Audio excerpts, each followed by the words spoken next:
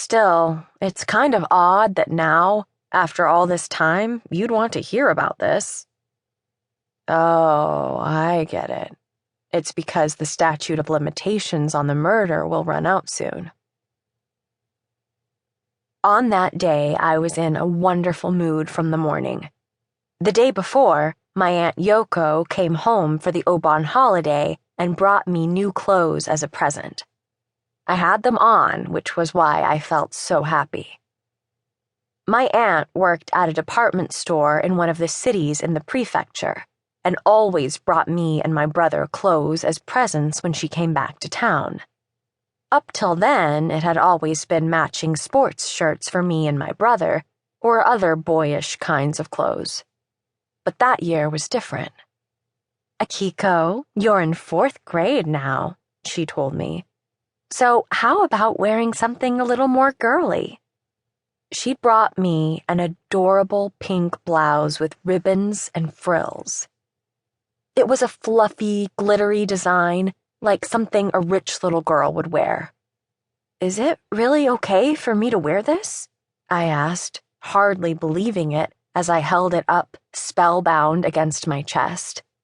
My parents and relatives around me all burst out laughing. "Are you really sure you should give this to Akiko?" my father asked.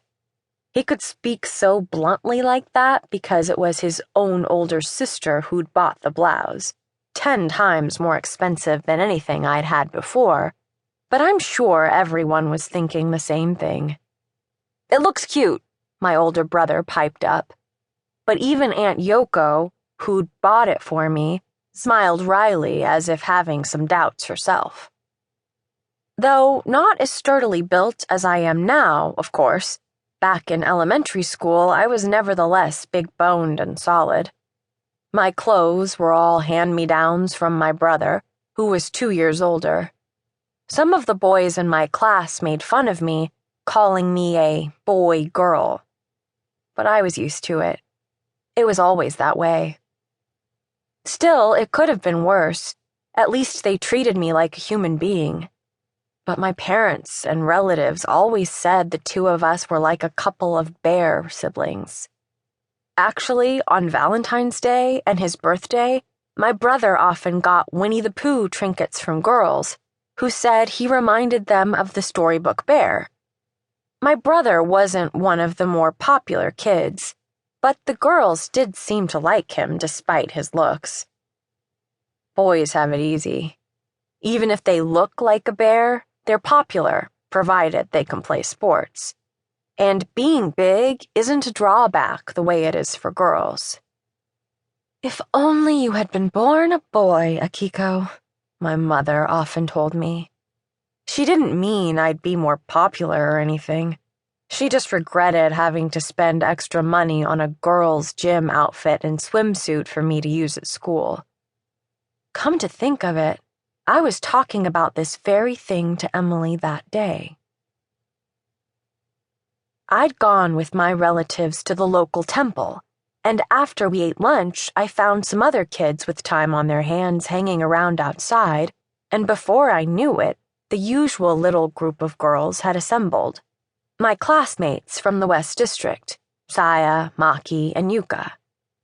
We were hanging around in front of the little cigarette shop, just chatting, when Emily came walking down the slope toward us. She said she'd seen us from the window of her apartment. Her house was the highest point in the whole town. Maki suggested we go play volleyball at the school playground, so Emily went back to her house to get her volleyball, and I went with her. "Akiko, why don't you go with Emily?" Maki said. "'Cause you're a fast runner." Not that this means I ran all the way. Bringing up running was just an excuse so that Maki could get her way. I knew this, but getting her angry would only lead to trouble, and since I always depended on her, I did what she said without a word. I think the other 2 girls felt the same.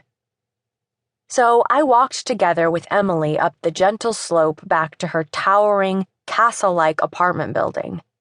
We'd often played since she transferred to our school in April, but this was the first time we